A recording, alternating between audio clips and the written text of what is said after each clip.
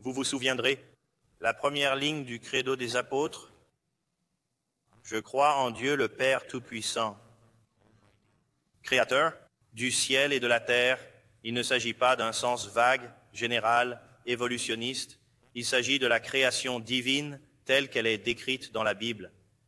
Une fois que vous aurez embrassé cela, et seulement lorsque vous aurez embrassé cela, vous ne pourrez jamais croire quoi que ce soit d'autre dans le credo des apôtres ou quoi que ce soit d'autre.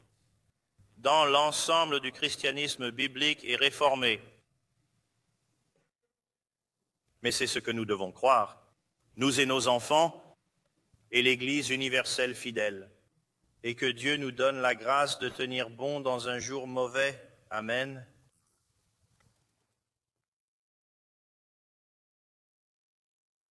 Première question. Pourriez-vous développer sur le fait de recevoir la création par la foi seule? Voici le texte de preuve classique et le chapitre 11 de l'Épître aux Hébreux, verset 3. Par la foi, nous comprenons que les mondes ont été conçus par la parole de Dieu, de sorte que les choses que l'on voit n'ont pas été faites de celles qui paraissent. Cela nous renseigne sur la puissance de la foi, que par elle seule, nous saisissons et comprenons que le monde n'a pas été créé par des processus naturels, mais par la parole de Dieu. Dieu a parlé et cela s'est fait. Ainsi, les choses que l'on voit, tout ce qui nous entoure, l'univers tout entier, n'ont pas été faites de choses qui apparaissent. Ils n'ont pas été faits de matière éternelle qui a explosé dans un énorme bang. Et c'est seulement la foi donnée par Dieu, en fin de compte, qui peut vraiment recevoir la vérité que Dieu seul a fait le monde. Et ce n'est que par la foi que vous pouvez recevoir la vérité que Dieu gouverne le monde, que Dieu nous sauve en Christ et que lui seul est juge. Voici une question d'un écolier chrétien. Je suis d'accord pour que nous ayons nos écoles chrétiennes. C'est un homme bien, pas de cours sur l'évolution. Souvent, il n'y a pas d'enseignement sur l'évolution. Ne devrions-nous pas enseigner cette théorie à nos enfants afin qu'ils puissent défendre en connaissance de cause notre croyance en la foi réformée? Nos enfants, c'est peut-être un parent qui le dit. En d'autres termes, nous devons les préparer à faire une bonne apologie de leur foi. Je ne viens pas d'Amérique. Je ne sais pas tout ce qui se passe dans vos écoles. Je ne sais pas ce qui est enseigné dans chaque classe. Et je suis sûr que cela varie d'un enseignant à l'autre, d'une école à l'autre, d'un État à l'autre, etc. Je suppose et je crois que les enseignants des écoles chrétiennes enseignent la vérité. Je pense que leur enseignement varie probablement en fonction de l'âge des enfants. Je pense aussi qu'ils enseigneraient plus complètement ce qu'est l'évolutionnisme aux enfants plus âgés, disons à l'école secondaire, et qu'ils diraient « Voici ce que l'évolution enseigne ». Ils vous donneraient l'antidote à cela. J'imagine donc que cela se fait progressivement, mais au-delà, je ne peux pas le dire parce que cela nécessite des connaissances plus spécifiques. Voici une question. La fin de l'évolution est-elle la transformation de l'homme en Dieu? De la vase primitive au singe, à l'homme, au Dieu, avec un G minuscule, minuscule.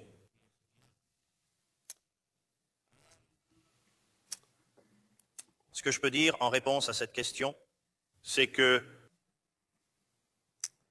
l'évolution, selon ses principaux penseurs, le monde d'aujourd'hui doit être quelque peu différent de celui d'hier. Des penseurs évolutionnistes comme Richard Dawkins affirment que l'évolutionnisme n'est qu'une question de « mais maintenant que nous avons atteint un stade plus avancé de l'évolution, nous devons dire aux gens que oui, l'évolution est une réalité.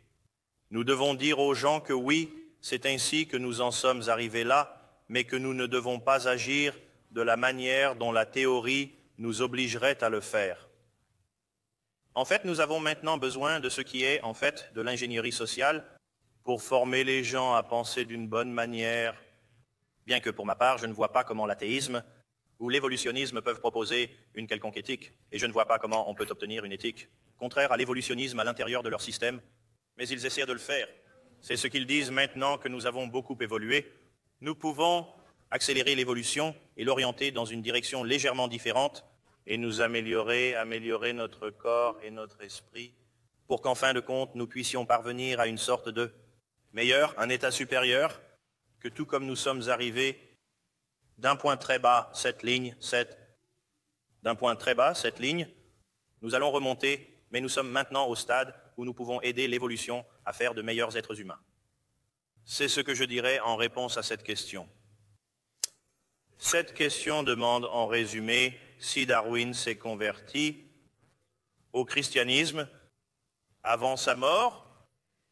Certains chrétiens pensent qu'il s'est converti, mais la plupart des gens, et je dirais même ceux qui sont les mieux informés, croient qu'il ne l'a pas fait. Il existe une théorie selon laquelle une dame chrétienne appelée Lady Hope l'aurait évangélisé dans les derniers jours de sa vie, sur son lit de mort, et qu'il aurait fait des remarques indiquant qu'il était croyant. D'après les documents que j'ai lus à ce sujet, je ne pense pas que ce soit vrai. Vous pouvez en savoir plus à ce sujet, par exemple, sur le site Answers in Genesis et d'autres sites créationnistes. Vous avez passé beaucoup de temps sur Darwin et l'évolutionnisme, écrit cette personne, et ce qui semble être beaucoup moins de temps sur Calvin et le créationnisme. Pouvez-vous expliquer votre raisonnement? Bonne question, votre perception est juste, j'ai supposé, et en regardant les visages que je reconnais ici ce soir, je pense que j'ai supposé à juste titre que la plupart d'entre vous seraient des croyants et que vous auriez une assez bonne idée, étant donné votre éducation chrétienne, de la vérité de la création qui vous a été enseignée dans les cours de catéchisme et les sermons, et que vous connaissez assez bien Calvin, que vous auriez une assez bonne idée à ce sujet. C'est pourquoi j'ai décidé de vous en dire plus sur ce que je pensais être plus nécessaire, l'évolutionnisme, dans le but de pouvoir le confronter à la perspective biblique. Voilà, ce sont mes excuses. Et je pense que je suis tiré d'affaire sur ce point. Qu'est-ce qui est arrivé en premier? Ce n'est pas une référence aux poules ou aux œufs. Qu'est-ce qui est arrivé en premier? La pensée de Darwin ou l'endurcissement de son cœur par Dieu? Romains 9 enseigne l'élection et la réprobation, et que selon le décret d'élection et de réprobation de Dieu, Dieu adoucit certains et endurcit d'autres, et que cet endurcissement est le fruit de la haine éternelle de Dieu pour les méchants, à cause de leurs péchés. Ainsi Dieu endurcit les méchants en les mettant en contact avec la vérité, puis dans leur dépravation, il la rejette. Ainsi, Dieu le fait souverainement selon sa volonté de toute éternité, et il le fait judiciairement au fur et à mesure qu'ils rejettent la vérité, au fur et à mesure qu'ils entrent en contact avec elle. Donc, pour ce qui est de savoir ce qui est venu en premier, si vous parlez en termes de décret de Dieu, c'est très certainement le dessein éternel de Dieu d'endurcir leur cœur. Et au-delà, nous pourrions probablement discuter de l'endurcissement par Dieu du cœur de Pharaon et de l'endurcissement par Pharaon de son propre cœur dans les premiers chapitres de l'Exode. Voici une question qui m'amuse, pas d'une manière cruelle cependant. Comment un théologien diplômé peut-il nier Dieu, croire et arriver à la conclusion qu'il n'y a pas de Dieu? À mon avis, que les personnes qui ont un diplôme en théologie font partie du groupe le plus important de la communauté athée. En effet, les diplômés en théologie sont généralement parmi les plus malheureux et malveillants, parmi les plus misérables et les plus méchants, les mauvais dans la communauté. Je me souviens avoir lu, il y a quelques années, un rapport sur les vols dans les bibliothèques universitaires. Quels étudiants, dans quelle section volaient le plus de livres de bibliothèque? Premièrement, la section théologie, puis la section le droit.